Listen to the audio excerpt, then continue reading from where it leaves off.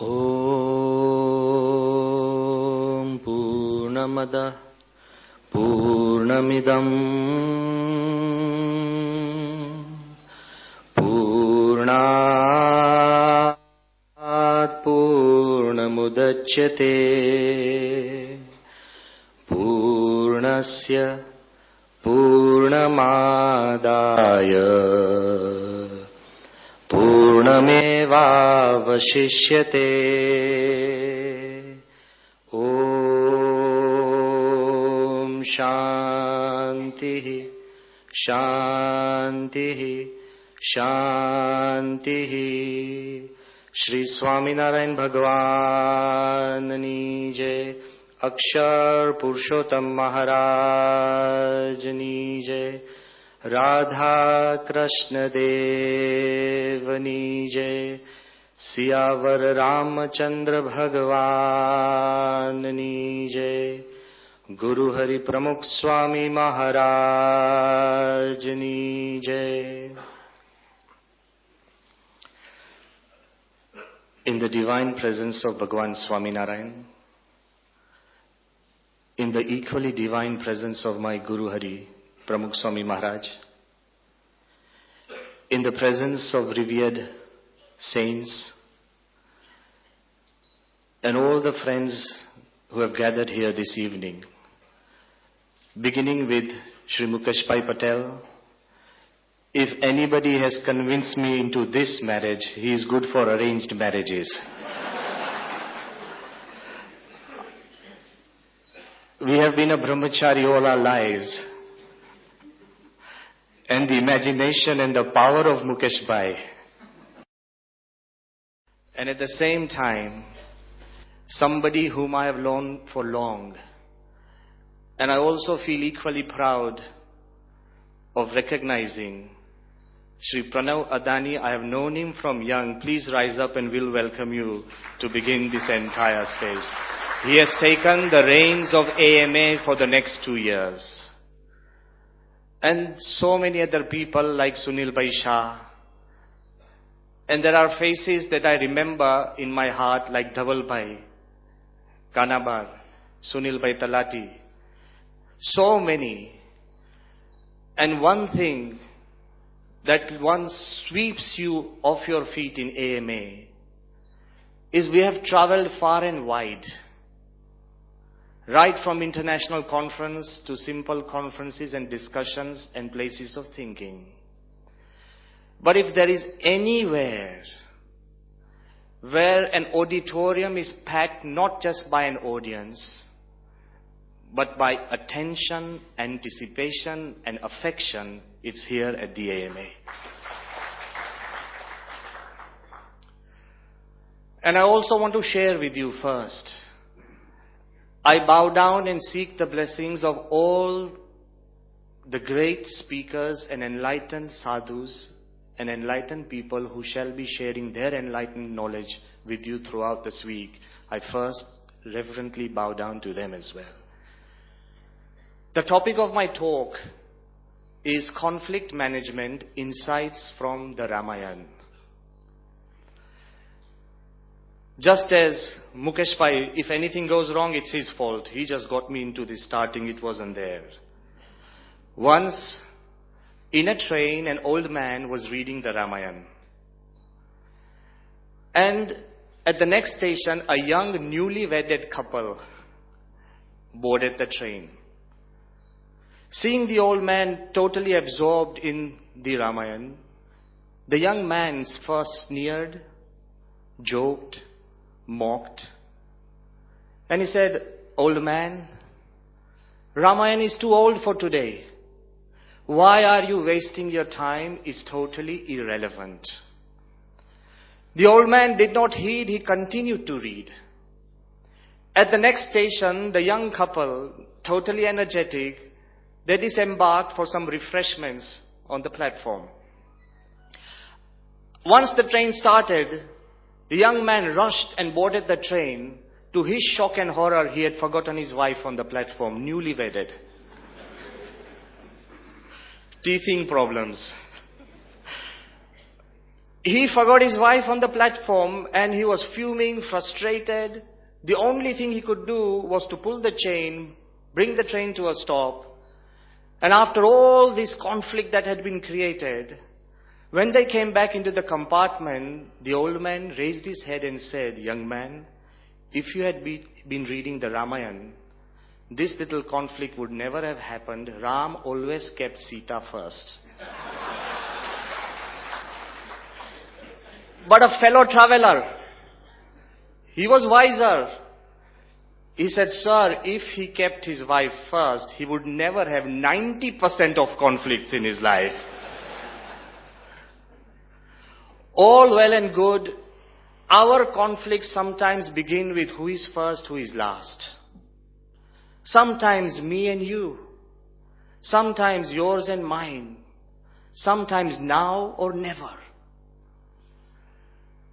If anybody who is present in this hall, and if he has this feeling that tonight I'm going to discover a magical formula that will resolve all conflicts of my life, I ask them to leave and go back home. Only the dead have no conflict. So long as we breathe, conflicts will breed. They will surround us, they will abound. Sometimes they'll beat us black and blue, perforate our lives. Sometimes they'll decorate us gold and red. But conflicts are there. And I also want to tell you, the fact that you exist. There are constantly white cells in conflict with germs and pathogens in millions and micromillions. That's what gives you the ability to smile. Because there is conflict going on at every micro level. First, man was in conflict with animals. Now we have moved into societies, we are in conflict with man. And when our things don't go well, we are in conflict with God. And when everybody is not there, we are in conflict with ourselves. Buddha has said that for every krati, there are 7 mind moments. 1 krati is 1/1,000,000th of a second. That means every second, your mind is capable of thinking 21 trillion thoughts. તોય આપણ લાગે કલાક સુધી કંઈ સૂચતું નથી લે. That's conflict, I'll tell you that. But I want to tell you that they say all these thoughts are conflicting and are competing, and then the one that emerges out as the winner is the thought that you possess and you identify with. Conflicts are happening left, right and center. And we must learn to adapt. Sometimes adjust. Sometimes overcome. Sometimes avoid. And sometimes just to accept and live with them. The secrets that we want to know is, first, we must try and understand what do you and me we mean by conflict. The moment I use the word conflict, we suddenly think of, the Cuban conflict, or the Syrian conflict, or the Kashmir conflict. All this, the word conflict is normally associated either with a quarrel, a fight, or a war. But it's not these huge things. These are the ultimate aberrations of life. Ultimate aberrations. There are the smaller things which eat our mind away, which gnaw at the vitals of our life. They could be as simple as, I'll just give you a classic example. That perhaps the big diseases like TB, cancer and AIDS don't bother you now. But maybe the smaller ones like 24-hour fatigue, or you have a constant headache, or you have a humming in your ear, or some people are lucky to have 24-hour acidity. They get used to it. Things like acidity, disease spells, headache and fatigue, they kill the quality of your life more than one-time TB. The conflicts that really harass us, and we should sort them out first, would be the moral dilemmas, the social confusions, the career contradictions, spiritual dead ends, emotional blackouts. These are the things that really disturb the quality of our life. And what we want to discuss today is how can we manage them. The normal Joe on the street, we would just simply manage either, most people manage conflicts with aggression. Yeah, I'll give you a very simple day-to-day classic example. Somebody told me, when the electricity goes off at night, it's hot, the first thing that people do is take something like a fan, hand fan, and try and solve the conflict with a little air, hoping the lights come back. Then after 5-10 minutes, they take off their shirt, chaddi banyan dhari, they take off their shirt, and they hope that things will cool off, conflicts will be solved. I have heard, I have not seen, I have heard in Delhi, after 10 minutes of, just trying to relax with the lights off, we spent about 20-25 minutes swearing at the electricity board, then the laws, then the government, and everything bad you can remember. We are trying to let off our steam. Okay? Then in Delhi they have said sometimes the people get so frustrated they go to the streets, stop the cars, and they end up in fights with travelers and drivers because the electricity is not there. Did any of this stuff solve the conflict? No.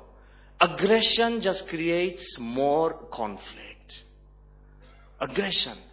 In our Sampradaya, Swaminathan Sampradaya, there is a simple way. Even when we are having assemblies of 100,000 or 200,000 people, lights, they just go. So what does the speaker do? He starts the dhun, Swami Narayan. And what do the 100,000 people do? They follow the dhun. For 20 minutes, there is no swearing, no worries, till the lights come. And I think that's a better way, because in our country, only God can help when the lights go. It's perhaps a better way. But aggression is the path most people take, and that is not the path. The second is submission. Man works in extremes. Submission, one famous leader, he said that, look, I have no conflict with my wife at all. She does what she wants, and I do what she wants. You have better experience than me, right? That's the easiest way of solving conflict. Okay? Because I'm trying to tell you, but when we submit totally and every day, it creates resentment. It creates a deep hurt that freezes. It creates abnormalities. And we begin to suffer. Yes, you have submitted, you have solved the conflict, but you suffer. The third way is evasion. Majority of the people would feel delay decisions, evade, avoid meetings. To that extent that such people start avoiding people, crowds. They also avoid social events. And they isolate themselves so much that they sink in a deep depression from which they cannot come out. First is aggression, that's not the path. Submission may not be the path. Evasion is never the path. The fourth, which we want to discuss this evening, is positive action. There may be a conflict. Can you see some positivity in it and then chart the route? Before you take a positive action, your goal must be fixed, whether you want a spiritual end or a material end. Whether you want peace or you want the prize. Once you decide the end, that's what will tell you or shape what sort of a approach you should make. Sometimes, to solve a conflict, you need to conquer it. Sometimes, you need to compete. Sometimes, you need to collaborate. Sometimes, you need to compromise. And many times, you need to concede, just let go and walk out. These paths will only be decided if you have the end in mind which is clear. If it's your wife, anything, I'll conquer her and conflict. You lose her. If he's your son and you think, okay, I can do this with my employees, you fine him, he'll run away. You need to do first what you want to do at the end, and that's how the path of conflict is decided. And that's most important. Once we learn to do that, we will be able to find out how to move ahead. Simple example of a positive action. Nowadays, as Mukesh Bhai mentioned, I'm sorry I'm banking on him, but he mentioned that once if the flights are full and they're early, they take off early. Yeah? But then sometimes they have to circle half an hour in the air as well to land. We won't do it tonight, don't worry. But still, I also want to point out that sometimes flights are late. And how do you and me, we behave when flights are late? Put your hand on your heart. Suddenly you become the owner not of just the plane. You are just owner of a little seat for 1 hour. You become the owner of not just the plane but the entire industry. And you become the representative of all the passengers in the world who have been hurt or divorced.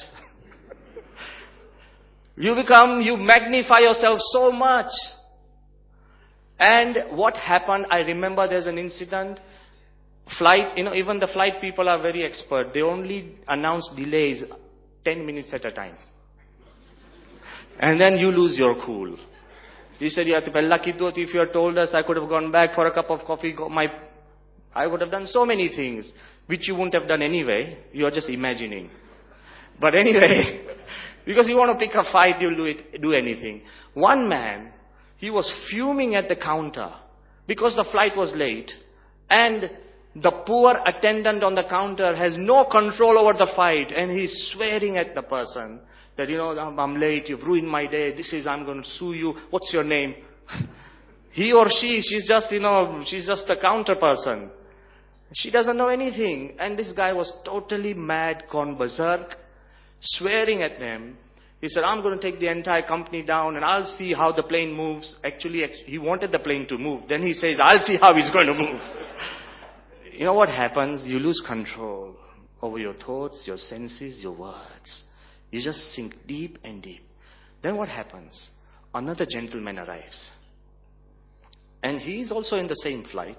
And that guy says, sir, the flight has been delayed by 1 hour.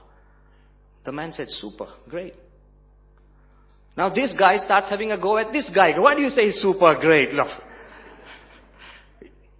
He says, but super great.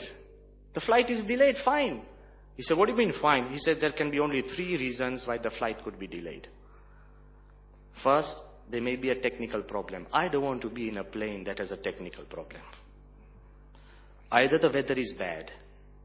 I don't want to be at 30,000 feet up in the air if the weather is bad.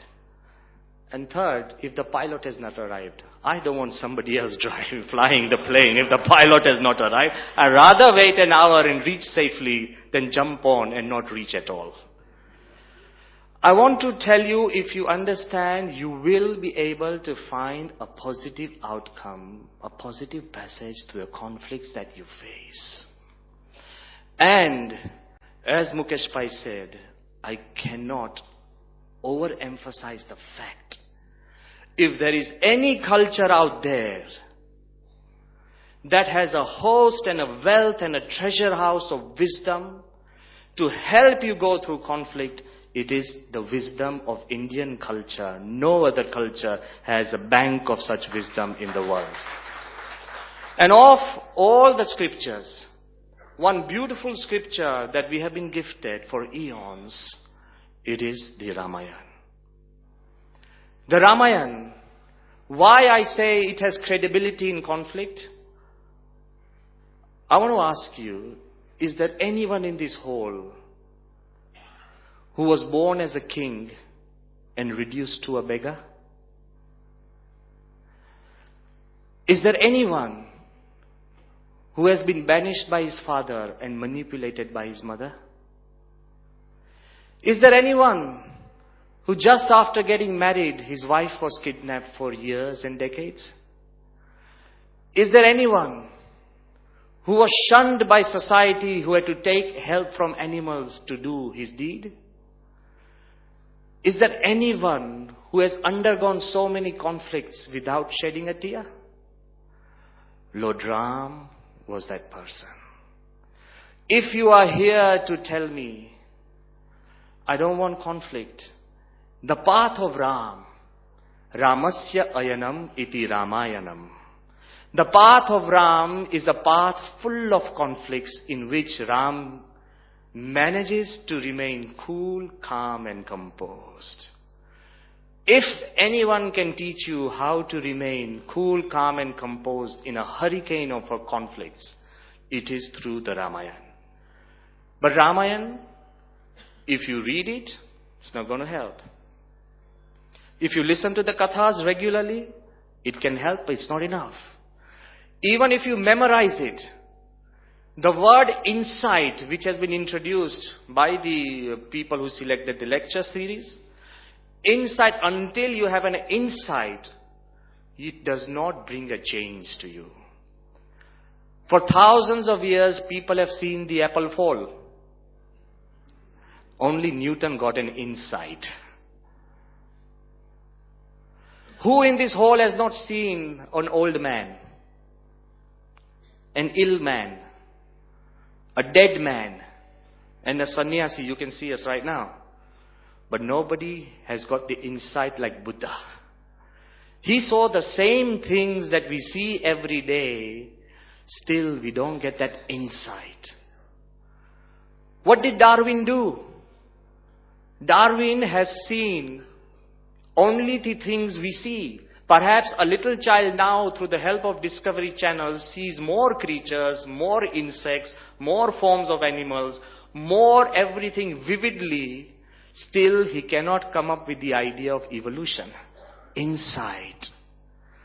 The power of insight is such, just as the life of Buddha transformed, just as science transformed because of the insight of Newton, just as beliefs started taking different forms because of the so-called, maybe positive or negative, insight of Darwin. If you get an insight from the Ramayana, it will have the power to redraw your life, redesign and repaint it. And most importantly, once we have that power, it's going to make a difference. So for positive action, how to make your way through conflicts, the first thing that Ramayana teaches us, the entire lecture will be summarized in just 8 words at the end. So remain calm. Don't create conflicts in your mind to remember anything. The entire lecture, I'll summarize it in just 8 words, and I guarantee when you go home with these 8 words, you will know the entire lecture. The first thing that Ramayana teaches us, that majority of our conflicts are illusionary and imaginary. So first, identify. Identify your conflicts. Because if you don't identify your conflicts, imagination and exaggeration will play havoc. The classic example is after Hanuman is caught by Ravan and his tail is set on fire as public humiliation. Hanuman starts jumping around. He sets the entire Lanka on fire. To him it becomes a game.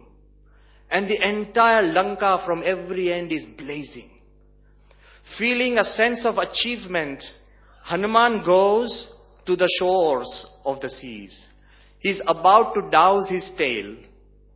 And when he turns back, he sees the entire Lanka. The flames are so high, they are stabbing the skies. That's when Hanuman suddenly sinks into a darkness of guilt. He starts thinking, oh my God, the whole of Lanka is burning. And what about Sita? What a fool am I? I should have first carried Sita with me, then set Lanka on fire. My Sita, Ram's Sita, she's somewhere in the Lanka and she is going to die in the flames. Overcome by this thinking, Hanuman then begins to imagine, if Sita dies, Ram will die.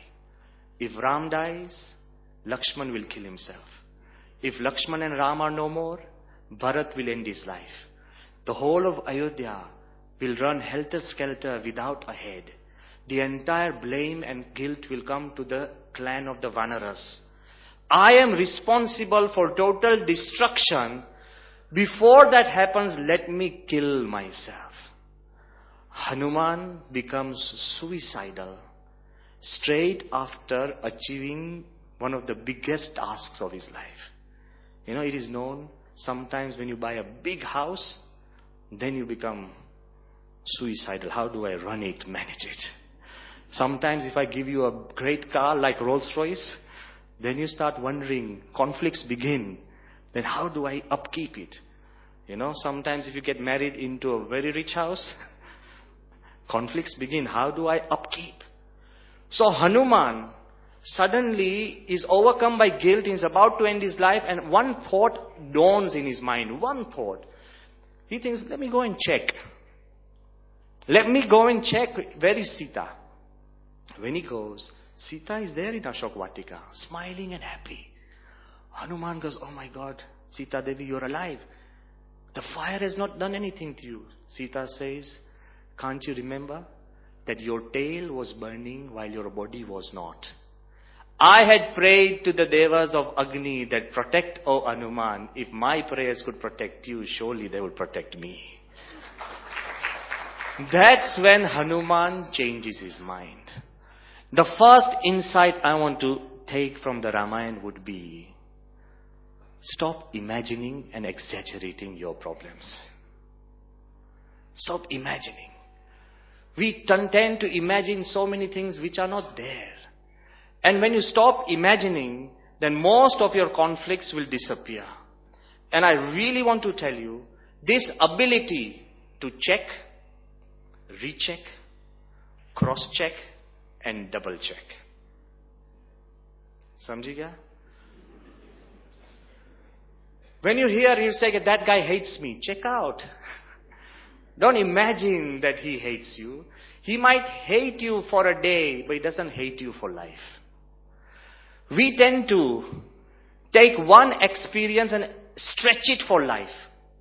I am just here to tell you that get out from these assumptions, imagination, check, recheck, cross-check, and double-check. The former Chief of Staff, Colin Powell, US Chief of Staff, during the Gulf War, he has written in his autobiography, he always had this habit of check, recheck, and double-check. I have put in the word cross-check, okay? Ahmedabadi ne? So he said, I always had this habit of check, recheck, and cross-check, double-check. He said he was a paratrooper. And they were in a huge practice where every paratrooper had to jump every second from the plane. Every second, one. He was just 4 seconds away from his jump. And because of his habit of rechecking, he found that his buckle of the parachute was undone. If he hadn't done the rechecking, he said, I would have been dead long ago. Even in a conflict, don't imagine or exaggerate. Just go out and check and you will find out. The second most important thing that we learn from the Ramayana is first identify the conflict. Don't imagine or exaggerate. Second, simplify it. A little thing could be true, but then we add assumptions and perceptions and make it complicated. Some people have a habit of making everything complicated. Everything complicated. I can really make things complicated right now for you. I don't want to do it because I'm here to solve the conflicts, not to raise the conflicts. But I'm just trying to say, we can make everything complicated. All I have to announce here, there is one person here with that infectious disease, SARS, who is in this hall. Think you complicated? All I'm trying to tell you, it's very important. When we understand this, that the most important thing is to simplify. We can only simplify things once we get an insight. I'll give you a classic example. That we were in the Middle East just recently. I read in the Arabic Middle Eastern books about the Kohinoor. And they said that the Kohinoor in India, what was the worth of the Kohinoor? Take 5 stones. Throw one stone in the east as far as you can. The other on the west as far as you can. One in the north as far as you can. One in the south as far as you can. And take the 5th one. Throw it in the sky. Toss it as high as you can. The entire space that you have, fill them with the best diamonds in the world. Still they would not match the worth of the Kohinoor. Now from this hole, if I walk down and just slip in your hand the Kohinoor diamond. Don't think I'm imagining? Okay? I'm being serious. If I walk down and just slip into your hand the Kohinoor diamond, now what happens? પહેલા તો તમે એકદમ tight પકડો, પછી હાથ પકડીને પાછો હાથ ખિસ્સામાં નાખો. Double protection. Okay? So the first thing you'll have in your mind is, Swami, I need to get up. I need to go. Why? For safekeeping. Where do I keep it? Then I'll tell you, okay, look, Mukesh Bhai, tamne જ લઈએ ને target. You're a tax consultant, you save money. So I'll ask you, okay, Mukesh Bhai, do me one favor. Just keep it with you. The assembly is just 1.5 hours. Just keep it with you. You'll say, no, but Swami, I'm a very forgetful guy. I forget my glasses, my pens. I forget my car keys. Sometimes I forget my sandals. I forget so many things. What if I forget? I need to go and put it safe.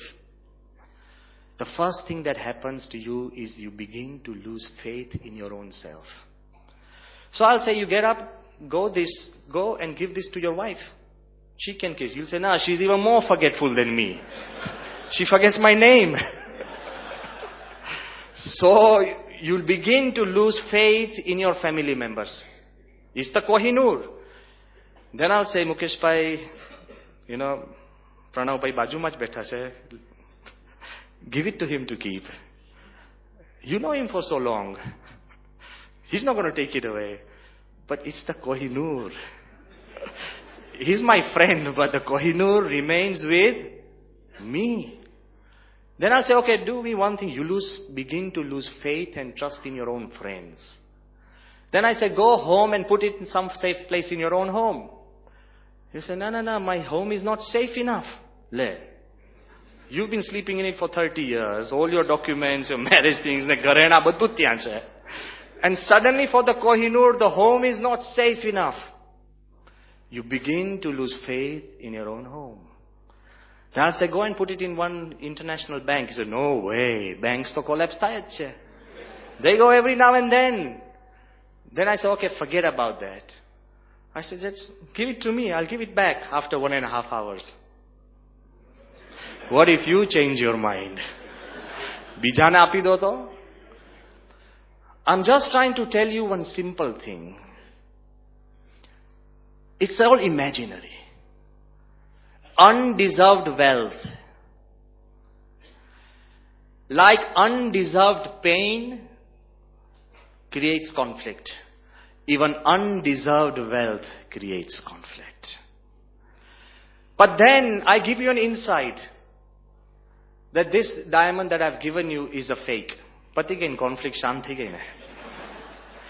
The entire cloud and web that has been created around your mind, and suddenly your friends become friends, or the banks become good, the house becomes good, your wife becomes good, you become good, and I become good. What is an insight? Most of the conflicts in the world are there, but majority are assumed. That's what I want to tell you. And they are dependent on the perceptions we create. The Ramayana comes in with a great insight. Just before the war, all the Vanaras are waiting on the shores, and suddenly they see Vibhishan. Vibhishan is there and is then flying across the skies towards the camp of Ram.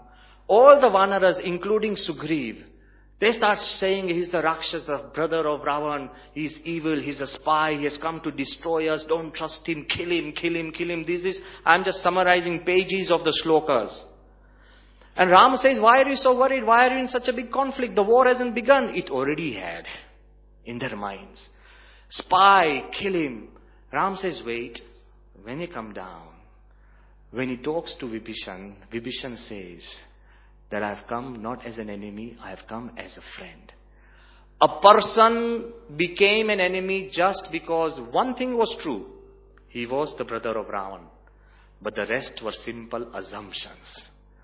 What we tend to do with our lives, if somebody has cheated you in one family, we will brand the entire family કે આ તો બધા છે ને જૂઠાની ઓલાદ છે લે. અને એ કે તો બાપ દાદા વખતથી આવે. If you have met their બાપ દાદા. Look at our assumptions. If somebody falls, we think their entire clan is like that. We tend to first brand and stamp. And I tell you, that's not the way. Because of one person, because of your one experience, don't complicate a conflict. Another classic example from the Ramayana is when Indrajit, Ram sends his own son Indrajit into a war. Indrajit had the power of Mayajad. He could become invisible. He created fogs and clouds, and he created darkness. Then within lightning, false lightning, he would shower arrows. He had almost wounded both Ram and Lakshman, totally bleeding. Vanaras in thousands were dead. And he was always invisible. In war in those times, if the opponent is invisible, you can't fight him. If the opponent is leaving the battleground, you can't fight him. If the opponent has surrendered, you can't kill him or fight him. Here Indrajit would fire and then become invisible. Lakshman, he became so exasperated. He was so tired that he told Ram, this is enough. This guy, totally as an outlaw, he's a Rakshas, an evil man. He's breaking all the laws of war. And he's killing us left, right and center. He picks up the Brahmastra. And Ram looks at him and says, why? He said, I can't see him. The only way I can do is to release the Brahmastra and say, kill all the Rakshasas on this earth. એટલે એને શોધીને આવી જાય ને વગેરે વગેરેમાં. Kill all. So this Brahmastra will locate where Indrajit is and kill him. That's where Ram says, and I believe, look at the power. He says, Naikasya heto rakshansi pruthivyam hantum arhasi. He says, Na ekasya hetuhu. Just because one Rakshas is bad, you can't destroy the entire clan of Rakshasis on this earth. Is it fair, Lakshman? He did not allow Lakshman to brand the entire clan. Just because one person from the family is bad, don't brand them. Just because somebody was angry at you now, we'll say, angry man, just leave him. I ask you, do you become angry? Say yes or no. Why are you so quiet? Be honest. Okay? You become angry. Now my second question is, if you become angry once, are you angry 24 hours? Then why do you assume the other person is a 24-hour volcano because he was angry once?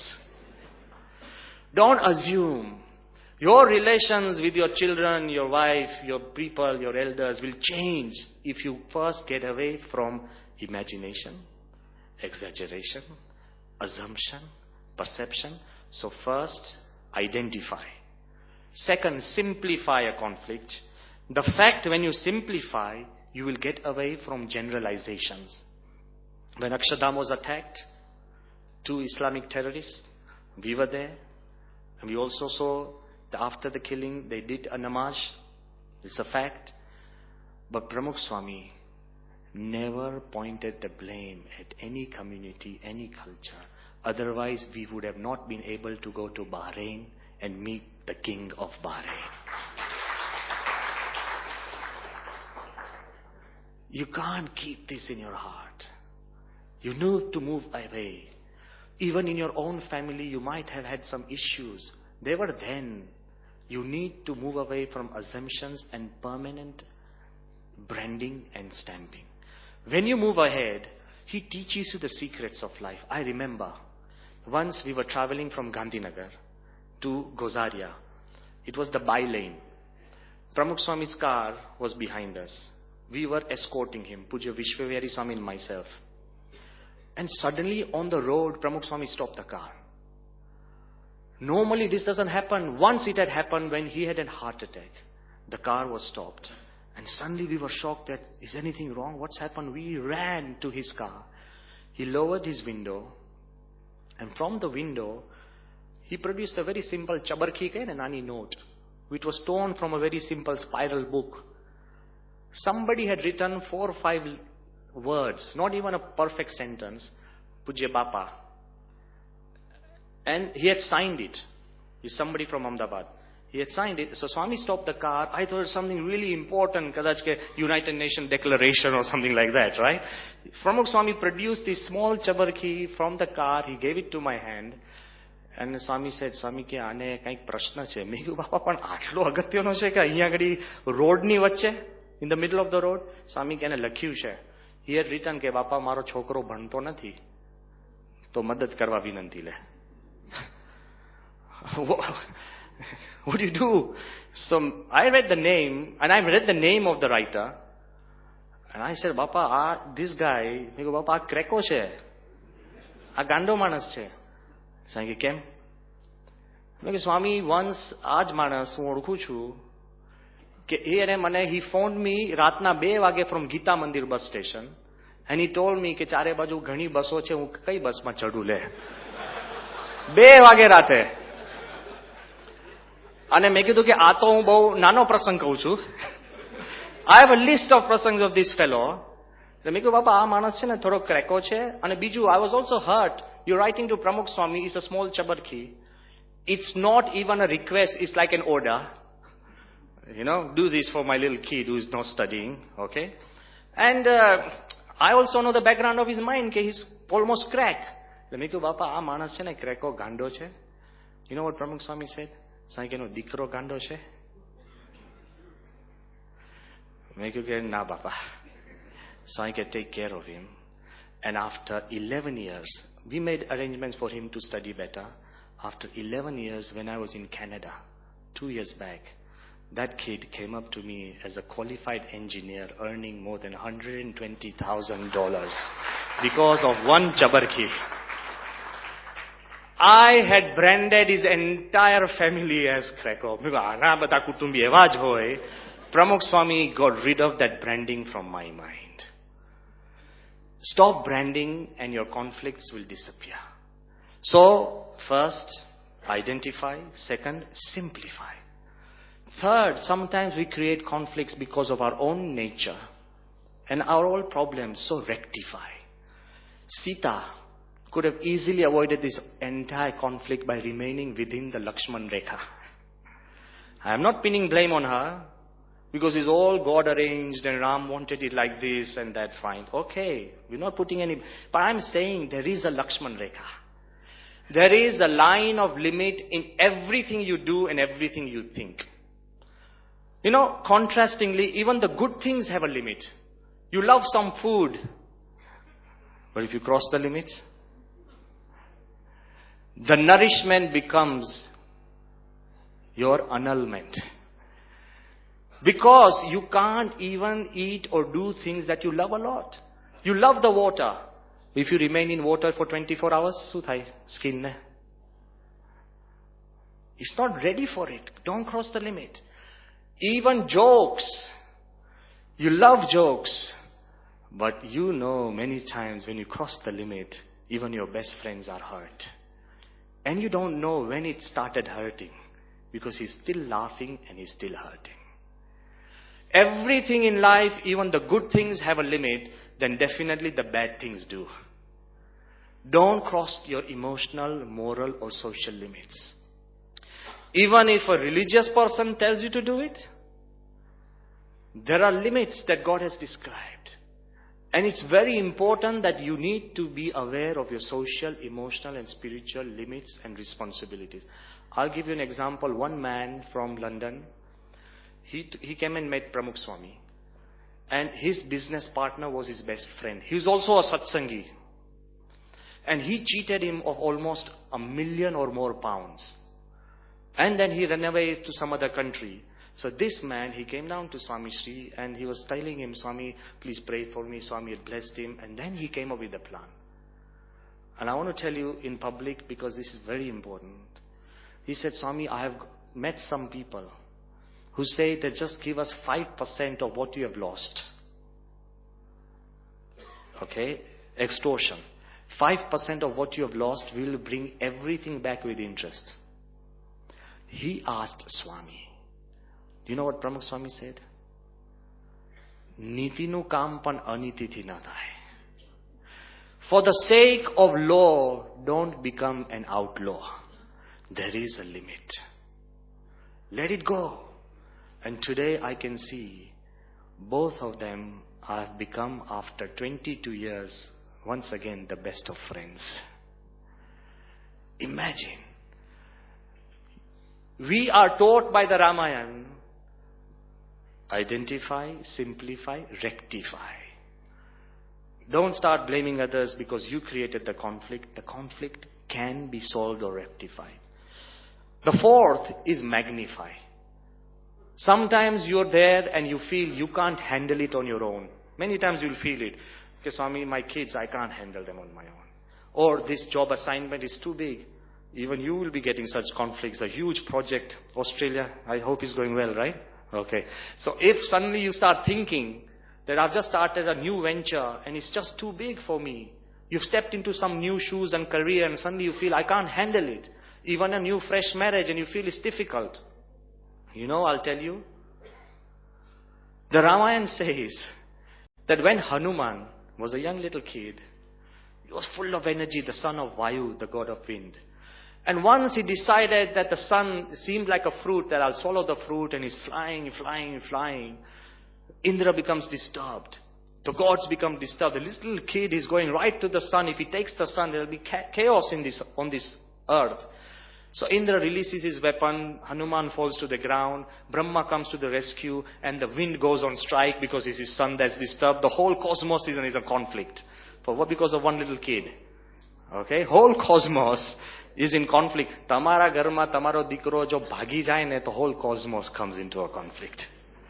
I'm just trying to tell you, it may be a small thing. The whole cosmos turns into a conflict. What happens? The gods get together and they say, this child is blessed with the best and the finest strength. Unimaginable powers. Let it be. But curse him, that he will never be able to remember his powers himself until someone tells him. Okay? So in a way, that curse of Hanuman has befallen all of us. The amazing powers that lie within your heart, within your periphery, even you are not aware of it. Sunil bhai, could you have ever imagined that you could have overcome the disease that you had? Was it not terminal? 1 in a million? But you overcame it? Fine. I'm trying to tell you, sometimes we succumb. What happened? That when all the Vanavas were deciding that who will jump across the ocean, who will cross, and everybody said, I can just jump 10 yojans, 20 yojans, 40, 50, 60. Jamwan said, I can do 90. The sea was 100 yojans. Hanuman was sitting quietly, morose, sad. And that's when Jamwan comes up to Hanuman. He said, get up, you are the son of the wind god. Vayudevata. Hanuman says, I know. He said, it is within you. At a time you are going to jump to the sun. Forget about Lanka. Just go. That's when Hanuman becomes bigger, bigger, bigger. And he takes the leap. In our lives, sometimes we need friends which are positive. The way to solve your conflicts, keep a friend circle which is positive. Not those who undermine you. Not those who demotivate you. You need to have a friend circle through their words, prodding. They will bring out the latent energies in you, and perhaps one of the greatest and the deepest friend could be a true sadhu. He has no selfish interest in you, and he can ask you to rise And he can ask you to perform tasks which you cannot. I'll take you into a true story. And be honest, would you do this if you are in this situation? If we are here, if there is bombing going on just in the IIM, I'm not talking about blast, but shelling, rockets. Those destruction, if that is being destroyed, if half of AMA is already under fire, okay, war, what would you do? I'll give you an example. The year was 2006. And in that, there was a war going on between Israel and the Hezbollahs. The place was Lebanon. One of our devotees, his name is Nitin Bhai Gadia. And Nitin Bhai Gadia, he is the general manager of a glass factory owned by the Madhwanis. And he was in charge of this Lebanon, the valley, the factory. He described that the shelling, the bombings were just 20 meters from him. His entire factory was being destroyed, totally gone. Manubhai and all their people, they had made a special plane for the safe passage of Nitin Bhai. That's when he came under a conflict, not just a war, there was a moral conflict. There were 550 people working under him, of all different religions, or all different ages, or all different countries. Nitin Bhai was in a conflict because nobody could come into the country and nobody could get out. It's a war. War માં કે તમારા passengers plane ઉડતા ના હોય, hello, hi, and tourists ફરતા. It's not possible. It was impossible to get out unless he got out in the safe passage plane. He called Pramukh Swami. He said, Swami, what should I do? I'm in a big conflict. Pramukh Swami said, કે તમારામાં ભગવાનની દયાથી શક્તિ છે. મહેનત કરો. અને છેલ્લામાં છેલ્લો ઝાડુ વાળનારો પણ પ્લેનમાં બેસીને સલામત થાય પછી નીકળજો. Nitin Bhai, yesterday I called him, he's in the Middle East. He said, I was so overcome, I could never manage.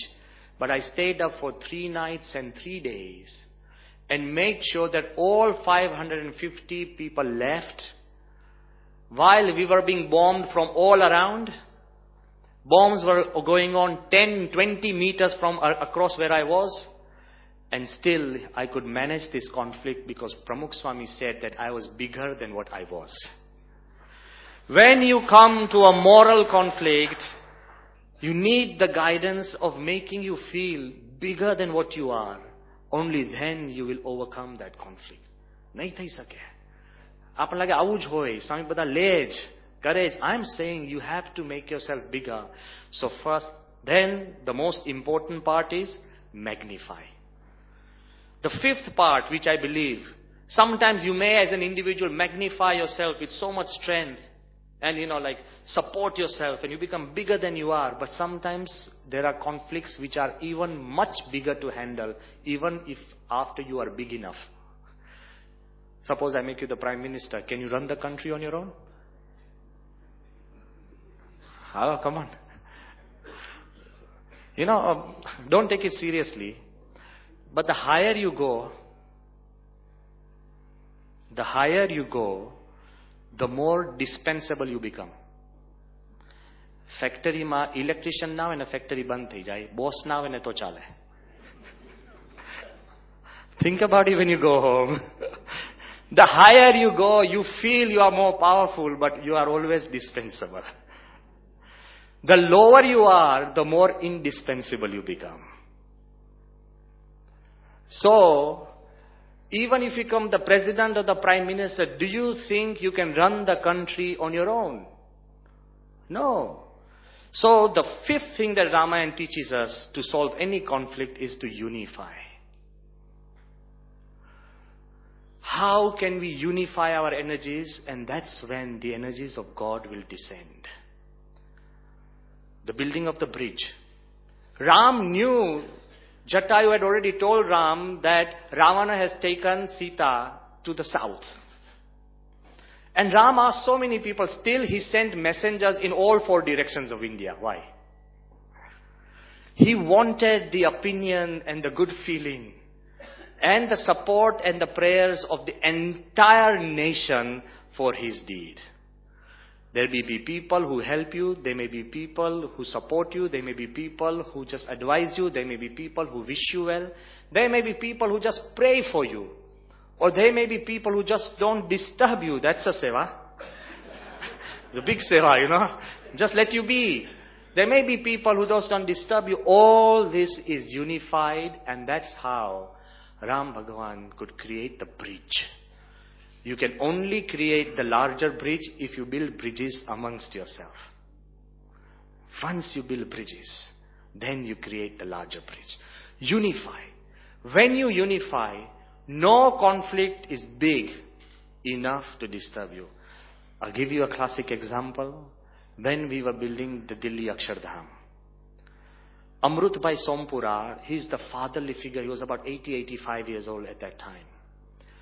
After we were almost completed the entire Akshardham in less than 5 years, he came up to see Akshardham. He's a Sompura. His forefathers had designed and helped in the Taj, Sompura tradition. Under the dome, he started crying. We said, why? Why are you crying?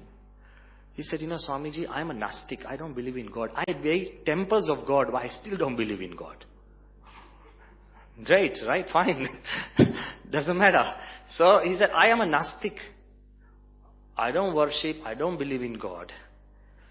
But when I see the stone, the carving, according to my logic and logistics, just to quarry this much amount of stone and carve it, it would take 40 years just to do it. I just don't know how Pramukh Swami has done it in less than 5.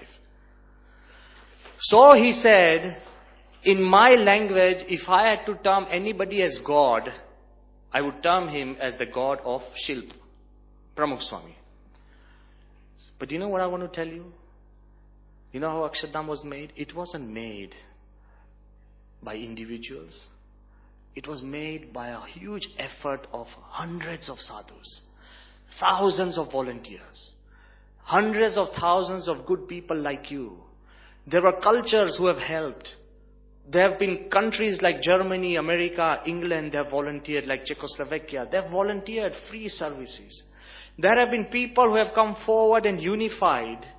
And what Pramukh Swami often told us, I want to recount now. He said, if you think is beyond you, which we did, he said, Bhagavan ne agar rakhi, roj nu kaam roj karvu. Bhagavan ne agar rakhi, પછી ભગવાન પર કામ ન છોડવું, સમજી જાઓ.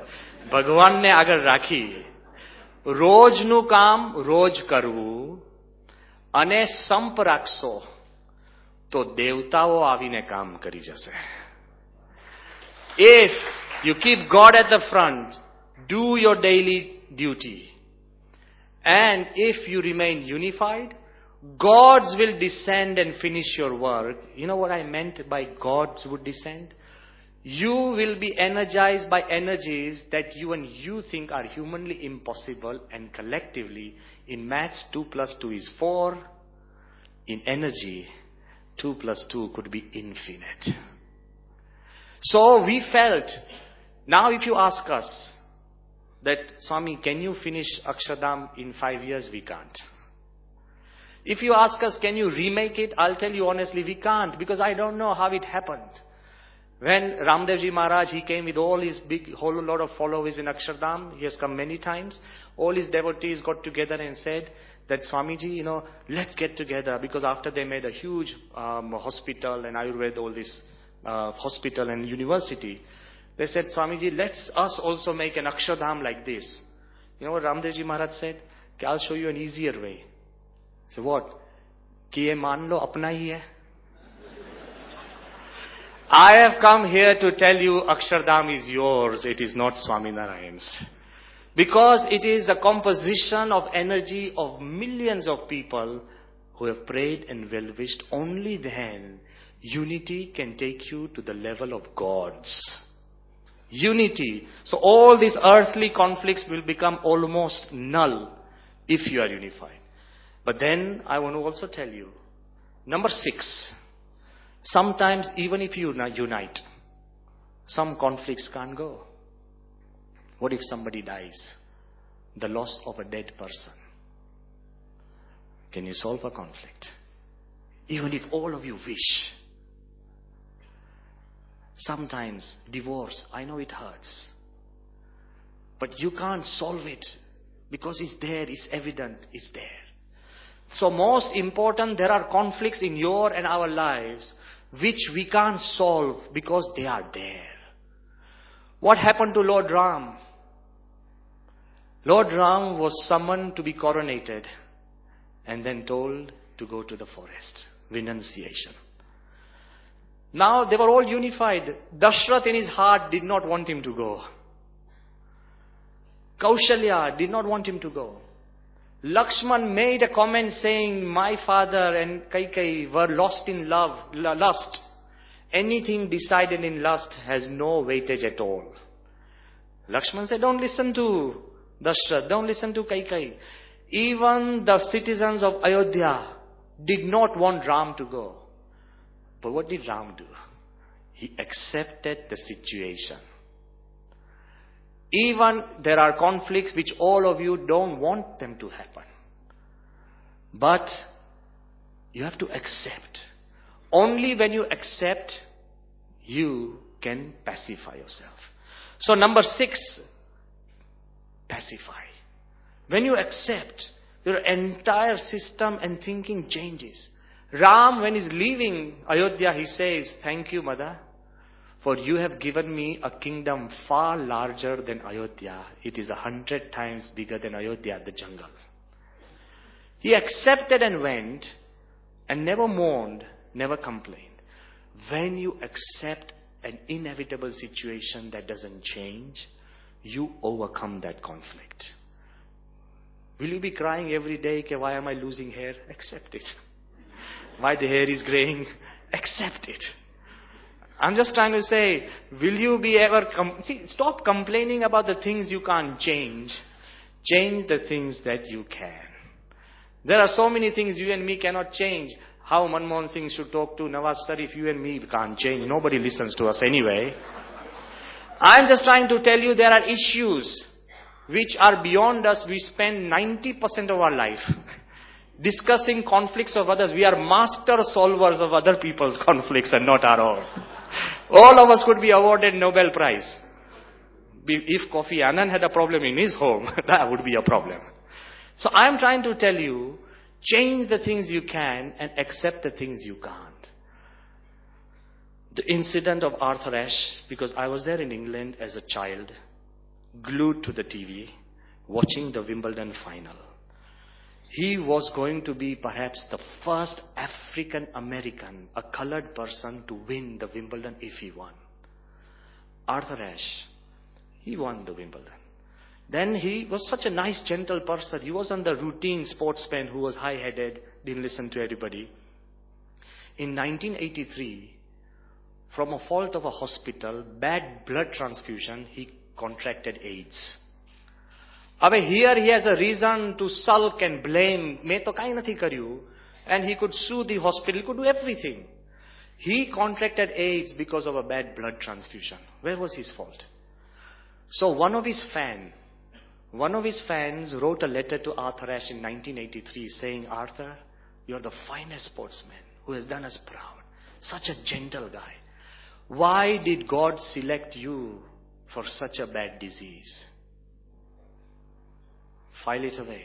Why did God select you for such a bad disease? You know what Arthur Ashe wrote back? He writes that every year 50 million children learn to hold a tennis racket. 5 million learn to bounce a ball. 500,000 learn to play tennis. 50,000 try and enter competitive tennis. 5,000 enter the professional circuit. 500 get a chance in a Grand Slam. 50 get selected for the Wimbledon. 4 in the semis. 2 in the finals. And when I was holding the cup, I never asked God, why me? Why should I ask Him now?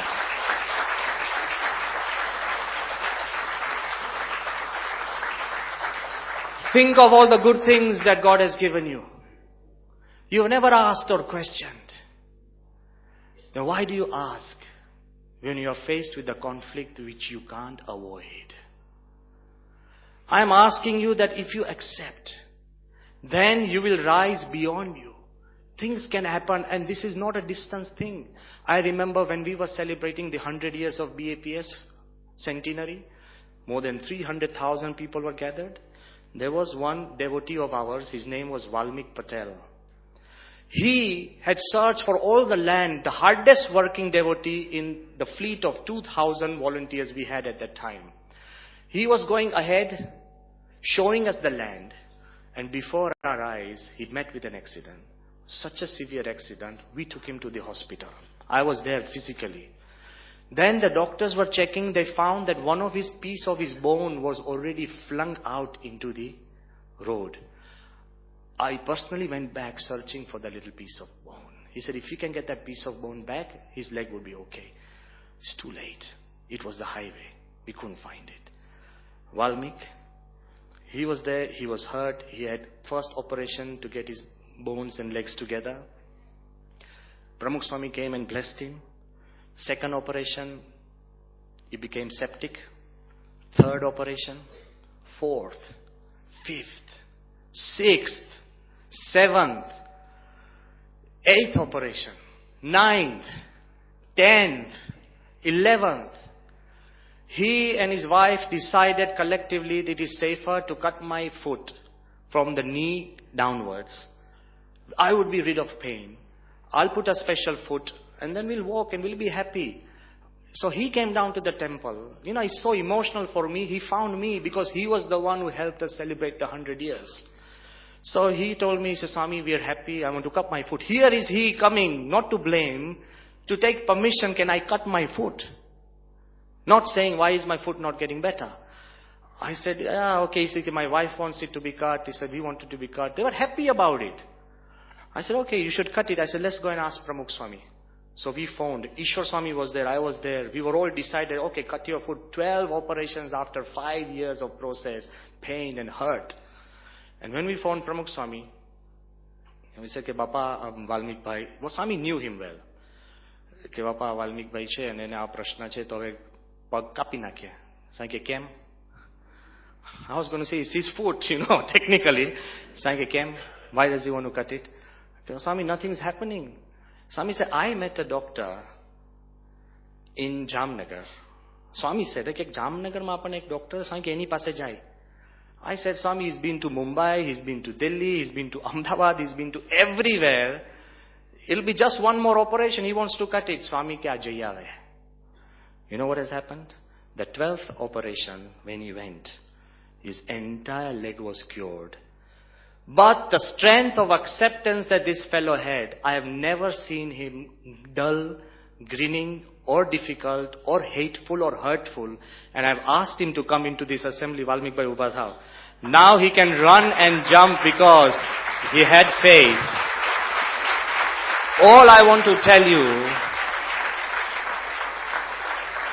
the easy way out from that conflict would have been to cut your leg. I am here to tell you, don't cut your leg. Bear it. Move ahead. Become stronger. You will find a way because God has designed a way for you. Most important. The 7th, which I want to tell you, something that you should learn from the Ramayana, is to nullify. Valmik, I've asked him to nullify it. Yes, you had a problem, you had a conflict. Don't keep remembering. I have seen people who come to us, Swamiji, please solve my problem. I said, what's your issue? He said, when I was young, my dad always favored my younger brother. He left nothing for me. I said, how long ago? He said, 25 years ago. I said, forget it. તું આ 25 વર્ષ જૂનું deep ફ્રીઝમાં રાખીને fresh deliver કરે છે.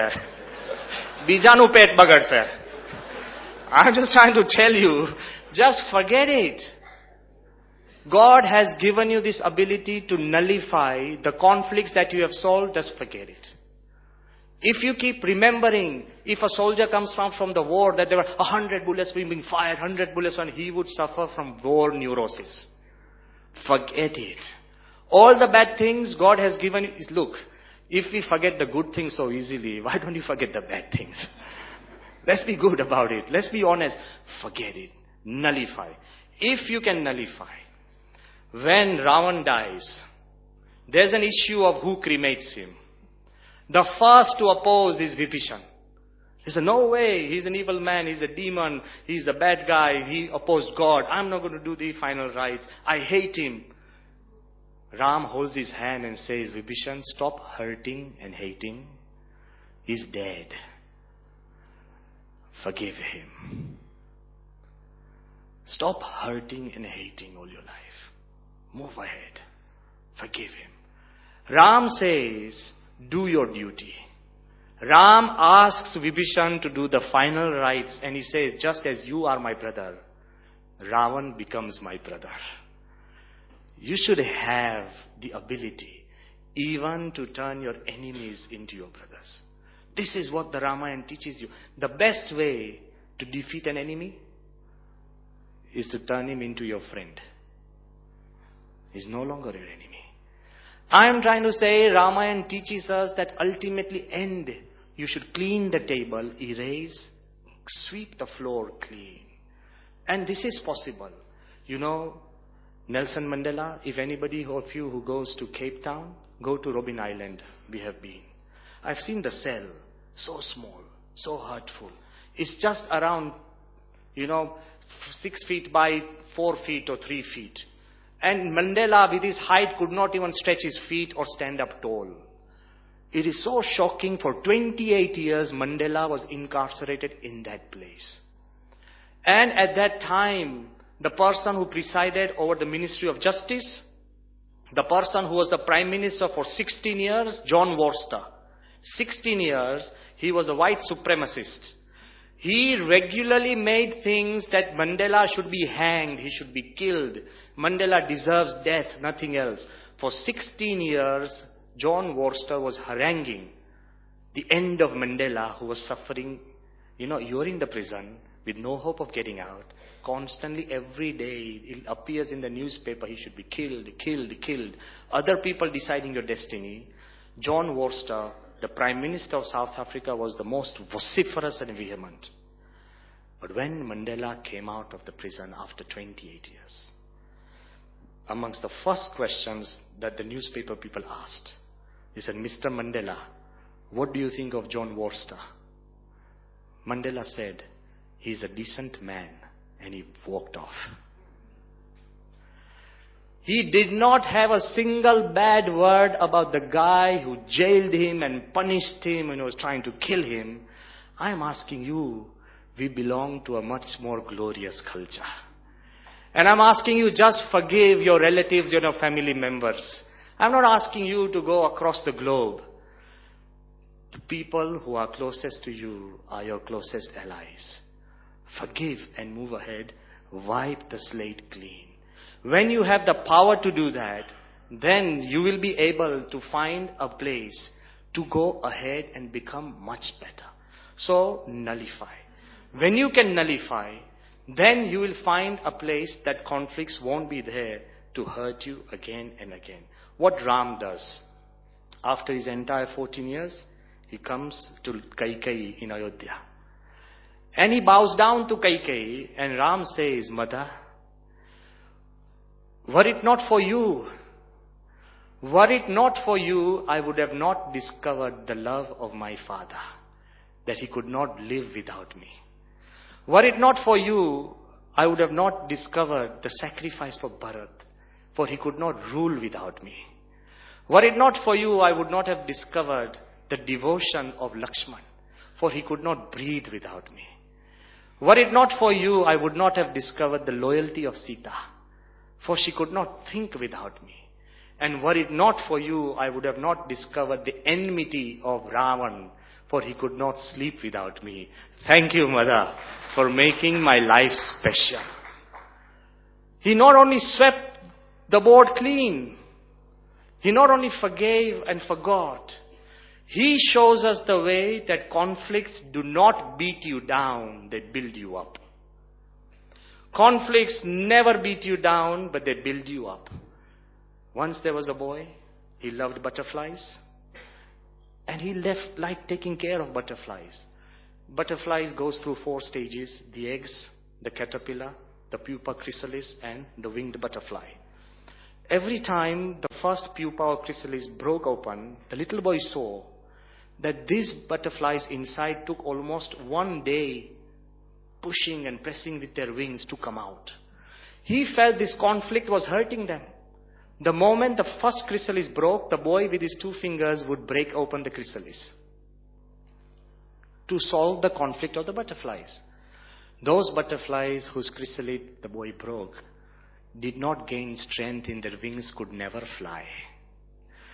So all the conflict that they were facing were building their wings to soar in the skies. Any conflict that you face is going to build you up, not beat you down. And if you remember that, some of the best things that you can design come from this. So my request is that all these conflicts could be there. Even your shortcomings.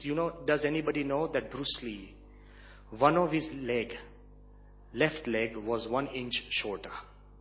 Joe Himes, who was a student of Bruce Lee, never knew. And when he was old, Bruce Lee asked him to kick above his head, and that man said, "No, Bruce Lee, I can't do it, my age." He said, what's age? What's the limitation of age? He said, "But it's my age."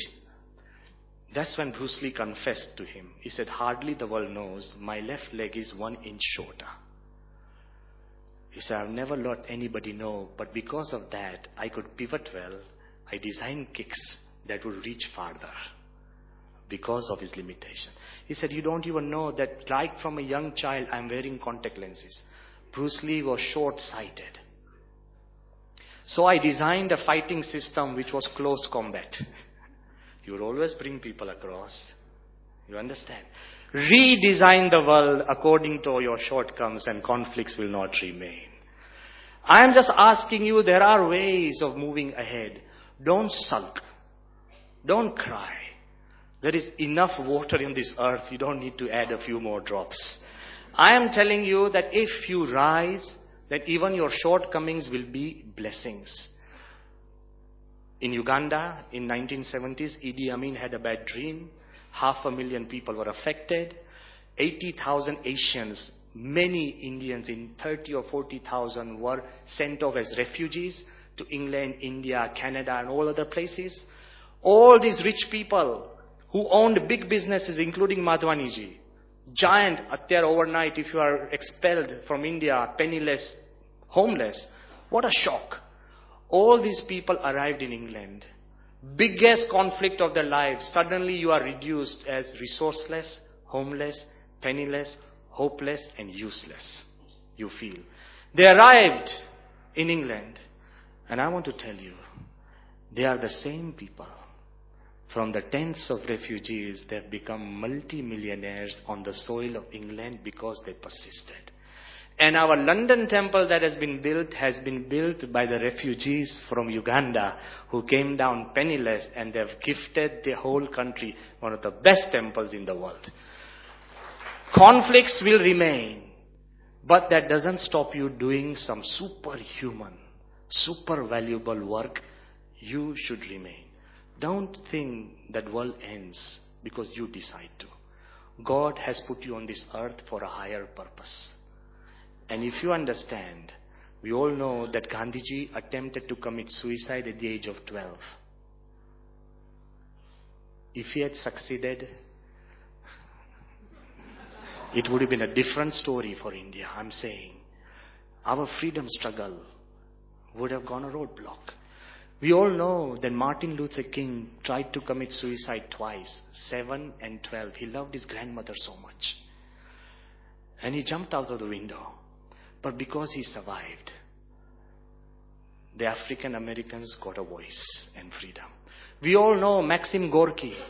He shot himself in the lungs to end his life at the age of 21. But because he didn't die, he produced some of the best literatures that we can see. We all know that H.G. Wells wrote to his teacher that he wants to end his life because he feels so useless. And the teacher said, "I always knew you wrote very well in English and became one of the finest authors of the world." I'm telling you, At a given time, you might feel useless. But remember, God has designed you for a special purpose on this earth. You may not remember the messages of Ramayana, but the Ramayana has a big secret which I'll leave you with. And the big secret is, when Naradji meets Valyo Lutaro, the robber, who can't understand Ramayana, do you think he'll understand all this stuff of insights? Do you think he'll know what conflict is despite the fact he created them? He won't know. He was a totally illiterate tribal. The only thing he had, he trusted Narad because he found out that nobody would share his sins. You don't have an excuse કે સ્વામી મારા ઘરને જમાડવું હોય ને એટલે મારે corruption કરવું પડે. Corruption won't be shared. When you go to jail, your family won't. I'm telling you the truth. So don't try and shift your responsibilities. Accountability and responsibility. Naradji made him accountable, Valyo, and he made him responsible. Then he gave him the mantra of Ram, simply chanting the name of Ram and trust in a sadhu, transform Valyo the robber into Valmiki the sage. The biggest challenge and conflict you and me may face is self-transformation. Remember, we always want to be someone else. And we always want to be somewhere else. અત્યારે કેટલાને થતું હશે અહીંયા ઘરે ગયો તો આમ થાય, forget it, be here. We always want to be somewhere else and we always want to be someone else. Naradji showed the path to Valmiki, that with the faith in God and also with faith in sadhu, you can achieve the ultimate transformation. In 1990, 12th April, in Bhavnagar, I'm giving you facts because it's nothing just deep down, it's facts in our time. 44 villages gathered together, 33 from Odarka and 11 from Kukkad. These villages, rural villages, had been fighting for over 200 years. Because of a family feud, just Saurashtra thai ne. You know, one family kills somebody else from the other family, then their family, then their villages, then... So these 44 villages were at war. For how many years? Last 200 years. The British have a mention that they tried to broker peace, could not. Krishna Kumar Singh, he tried, he could not. Everybody had failed. The hatred had gone so much, they never went to each other's villages, they never married. They used to say they never even took cigarettes from each other. That's, cigarette is, don't say I'm advocating it, but still. But say they refused to take cigarettes from each other and they refused to drink water from each other's well. Apaya, that's the word. For more than 200 years. Pramukh Swami went there. With God in front. He started calling all the leaders and first he said, identify. Your conflict is 200 years old. Don't bring it now. Then he simplified. The people who killed your forefathers are none of these people. Simplified. Then he rectified. That stop swearing and hurting and stop creating martyr stones. Every village had martyr stones. Padya. So they always remember, oh, my forefathers have died, so let me kill one. They have more, I have less. Mathematics. So this is how war is. This is how conflict is. Why conflicts go on? I'm just saying on the side. Why conflicts never end? Because when the other guy is telling you something, you are always rehearsing what you have to say. You don't listen. Why conflicts never get solved? When your wife is shouting at you, you are already preparing an answer. So you are not listening. So you answer something totally out of the context and it explodes. So I am trying to tell you, Swami first identified. Then he simplified. Then he rectified. Then he magnified that, look, you have no problem. You can rise beyond this conflict. Then he asked them to unify. He created a ceremony where we brought in waters from 44 wells of 44 villages, poured it in one gado. Then he pacified. He said, look, accept the situation. This has happened. 110 people have died. They have died. So he took that water, gave each one a cup to drink, exemplified. Unless you take it in, unless you take the mantra which Valyo the robber did, he could not change. They all drank. Then he removed all the martyr stones from all 44 villages, so this hatred would not spring back again. This is how he solved the conflict of Appaya. It began with the family, it entered the society, and it continued into the country. Unless you do all this stuff with the name of God, nothing can take care of itself. So all I ask this evening, in conclusion, all I ask, that the most important thing that we all have to do is first, God has brought you on this earth with a firm resolution. The Kathopanishad says, Etad alambanam shreshtham, etad alambanam param, etad alambanam gnatva brahma loke mahiyate. If you take God as your support and trust a sadhu who is true, if you take care of your own energies, then you will find a way out of all the maya into heaven. Forget about the little conflicts of this earth. Because God has given the power to every single creature of His creation. For example, the mosquito, machhar, the smallest, negligible creation of God. Okay? Even once Pramukh Swami asked, "Kya Bhagwan ne machhar kem banaya?" I'm just trying to say. So if you and me ask, that's fine. He asked, because I think he must have been harassed by them, whatever the issue was. So it's the most negligible creation of God. But I ask you, has anybody ever seen, even in torrential rain, a dead mosquito? Have you ever imagined, atla machhar nana, heavy rains chale che, how does the machhar survive? Eની પાસે ક્યાં ઘર છે?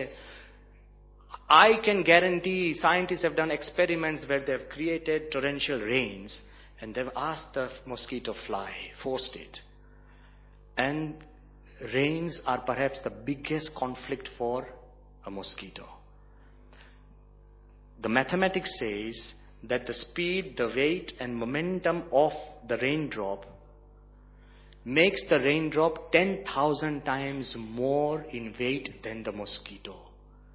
It's like a human being crashing with a truck traveling at 10,000 miles per hour.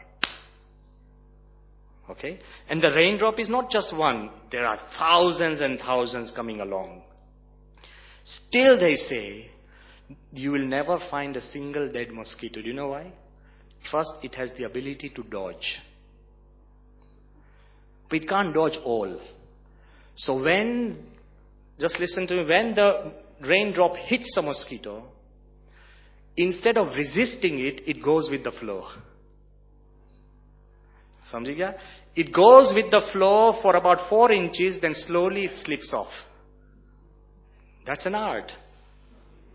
You know, don't start fighting instantly, at least 2 hours, listen. You'll find a window to move out. Okay, so it goes with the flow, then within 4 inches it slips out. Okay, and then in 1/100th of a second it returns back to its position. Back up 4 inches. If it gets hit again, the same procedure. 1,000 times, the same procedure. The mosquito has the power first to dodge, second to go with the flow, third to slip off, fourth to be resilient, to get back where it was, and do it 100, 1,000, 1,000,000 times. It never feels any conflict. For human comparison, the scientists have said, if you go out in the rain, instead of the raindrops, it's ambassador cars falling. Dub, dub. Try and survive. We won't even get out. Why? Because we think. Because mosquitoes don't think they survive, and we think we don't survive. It's our own mind that defeats us first before we face a conflict. આપણે એમ જ લાગે divorce તો મરી ગયો, પણ ક્યાં મર્યા છે, જીવીશ, હજુ તો વધારે જીવીશ. I'm trying to tell you, we tend to think it's our own mind working against us because the mosquito doesn't think. I'm not saying. My conclusion, I'll give you 2 little examples before I conclude. My conclusion is, if anybody who can safely cross the relief road in Ahmedabad can face any conflict in this earth. Why? I'll tell you, when you are crossing a road, There's not one formula, it's a new formula every time. Gadi fast, I must wait. Slow, I go. Halfway, oh my God, it's fast, come back. Sometimes get stranded. Sometimes go diagonal. Sometimes walk and then run. Sometimes just harsh bacho. But you do it every day. If you are in conflict, sometimes samajho gadi garam che to wait. Slow che to go fast. If somebody is really upset, then just go diagonal. I am telling you, if God, you cross the road because you don't think much. You do it by intuition. If you start thinking, what's the speed? I don't know the speed. What's the momentum? Will the driver put the accelerator faster? Will he brake? Or will a badat come in the middle? Or will a dog shout? You can't cross a road in India. Stop thinking and start living. You are the center of your world. You would be the center point who creates, generates, or dissipates conflicts. One man who was a patient, he comes to the doctor and he says, doctor, I'm really sick, I'm hurting. Doctor said, what's your problem? He said, my whole body hurts from head to toe. Doctor said, what type of a disease is that? He hurts. He said, show me. He said, it hurts a lot. Oh, bapre, bahut dukhe che. This hurts a lot, this hurts a lot, this knee. Everywhere he touched and pointed, he was shouting, my God, it's painful, painful. Doctor checked him out. There's nothing wrong. And he keeps saying, oh, this hurts, shoulder hurts. Every time, everywhere he touched, it was hurting him. Then the doctor took his entire MRI and X-ray. He found that he had a fracture in the finger. If you have a fractured finger, everything you touch, everybody you meet will hurt. You have to understand that the fracture lies within you. You must cure that. And exactly opposite. If you have a fractured personality, you will create conflicts and you will never be able to resolve conflicts everywhere and everyone you meet. But if you have an enlightened personality like Lord Ram, like Pramukh Swami Maharaj, and then you will never have conflict. So remember the last thing I want to say, that once God, He summoned His entire creation. And He said, if anyone has a conflict here, please tell me. Night, dressed in dark cloaks and in silver lining, she came up to God and said, God, I have a problem. God said, what? He said, I am constantly being harassed. I am stalked. I am constantly being pushed out by the day. God says, what? He said, sir, God, my Lord, the sun, he follows me where I go. He stalks me. He destroys me. And he hurts me. God said, that shouldn't happen in this creation. There should not be a conflict. He says, please solve this. God calls in the sun. And God says, son, please, I know you do so much for the people and the living creatures. But there is someone called night. You keep harassing her. You keep destroying her. You keep stalking her. And the son says, excuse me, God, what's night? God says, night. He says, I'm sorry, my Lord. What do you mean by night? God says, night. She complains about you. Then the son says, God, please bring night before me. I am ready to apologize. And God turns around and night has disappeared. If you become as enlightened as the sun, you will have conflicts nowhere, never, and never again. Thank you very much.